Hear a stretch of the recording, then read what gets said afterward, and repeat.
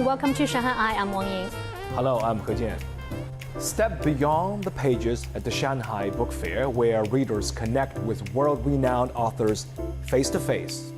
From a Sweden author's eel mystery to a British writer's journey in Dali, Yunnan Province, and discover how literature bridges cultures and sparks inspiration.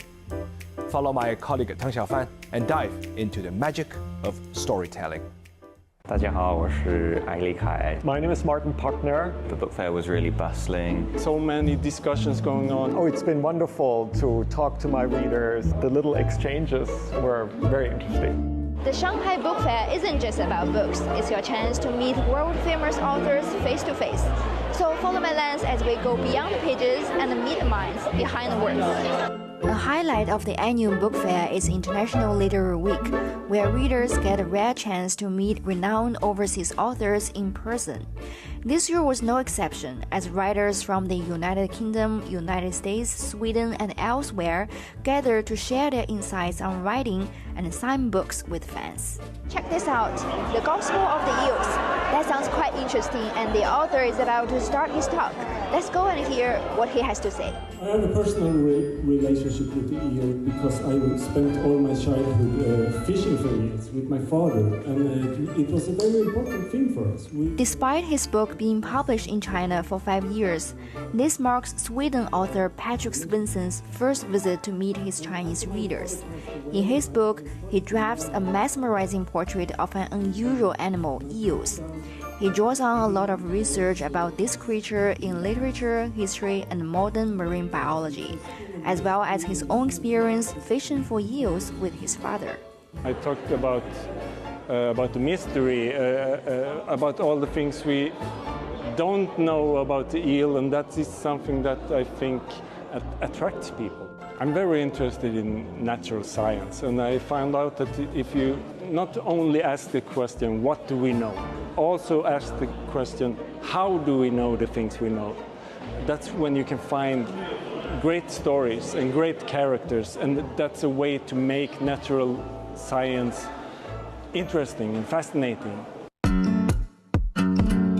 I'm now on my way to the Yunnan Book Club. This is one of the main venues for the Book Fair's International Literary Week, where many overseas authors meet readers. Let's see which writers we might bump into. To my surprise, the venue was packed even before the event began, with many readers standing in the back waiting for the author's arrival.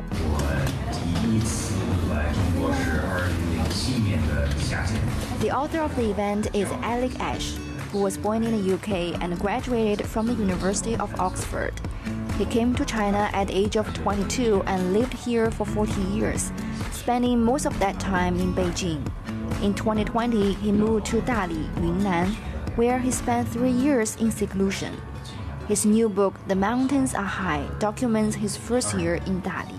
Dali is closer to nature. I found it was very different to the Beijing that I was used to living in. And I wanted to explore the people who had moved from the city to a place like Dali, which is a bit of a counterculture hub as well, of a lot of people escaping the cities. It's been really interesting doing the book tour in China with the Chinese edition of the book. I've actually really enjoyed the questions from Chinese readers.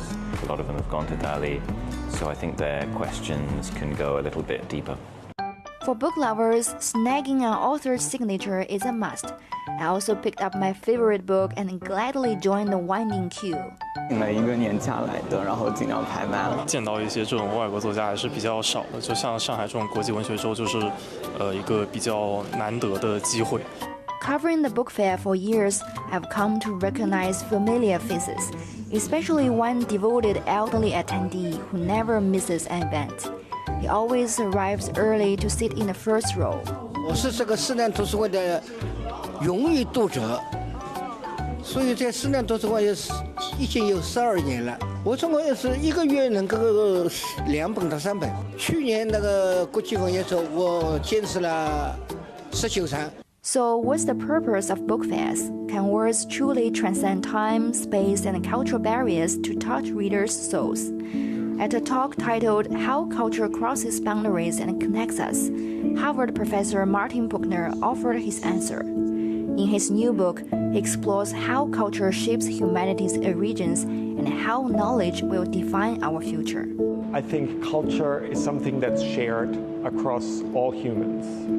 We humans are culture-producing animals, and I wanted to tell the history of that and how we constantly enrich each other by reading and encountering other cultures, other literatures.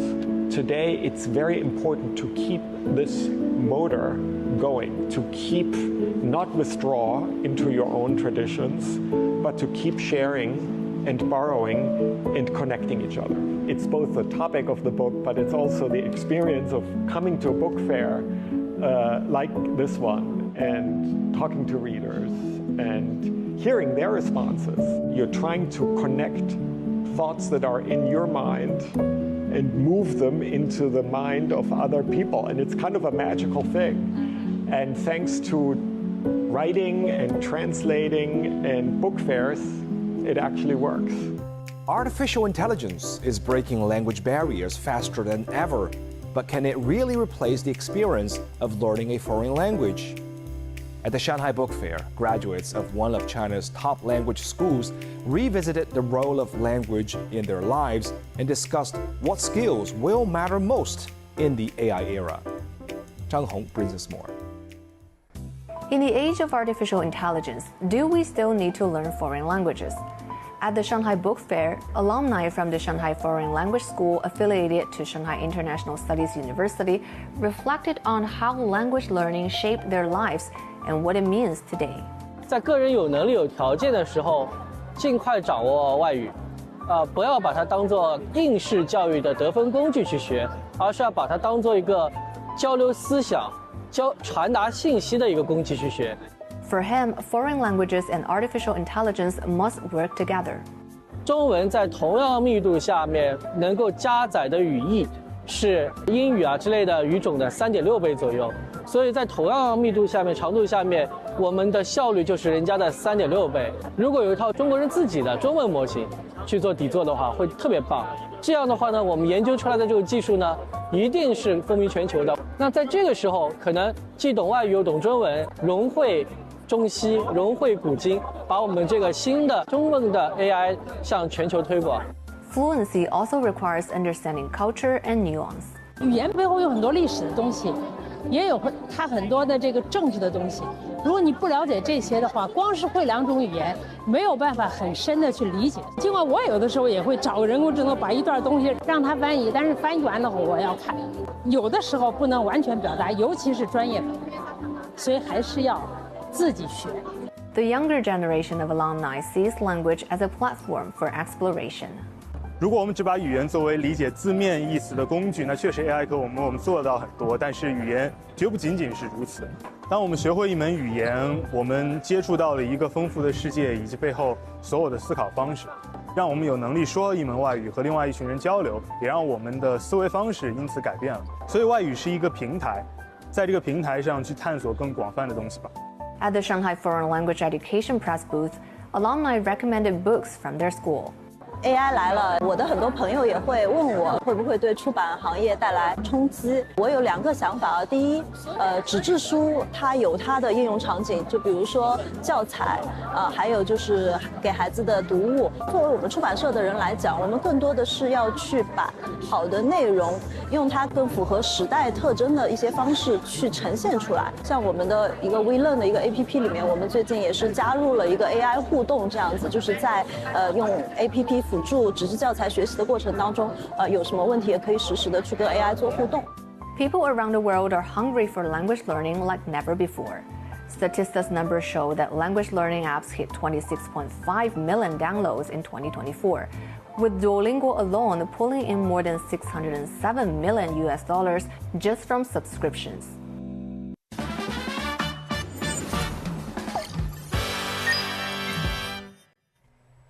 Moving on to Shanghai A to Z, and today we have a guide for art lovers who want to delve deeper into the Shanghai art scene.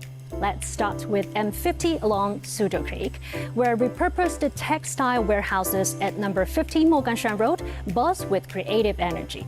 This hub features a vibrant collection of galleries, studios, design shops, and cafes. With experimental performances often being held on weekends, the M50 is the perfect location to experience contemporary Chinese art. And next, let's head to the West Bund to visit Shanghai's Old Museum Mile along the Huangpu River. Here, grand institutions like the West Bund Art Museum and the Long Museum showcase world-class exhibitions in striking architectural spaces. With its formal, planned layout and historical undertones, this area delivers blockbuster art with scale. And finally, you can go visit the contemporary art museums in Pudong. Located along the waterfront, the Museum of Art Pudong, collaborating with Tate Modern and the British Museum, anchors this futuristic district alongside the iconic China Art Museum housed in the Crimson former China Pavilion of Expo 2010. From M50's grassroots vibe to West Bund's grandness and Pudong's innovative atmosphere, each district represents a unique chapter of Shanghai's art story. If you've got a question for us, you can find us on all the socials. We'd love to hear from you. You can find all our content online as well. And join us here on Dragon TV, Monday to Friday. Thank you so much for watching. See you next time.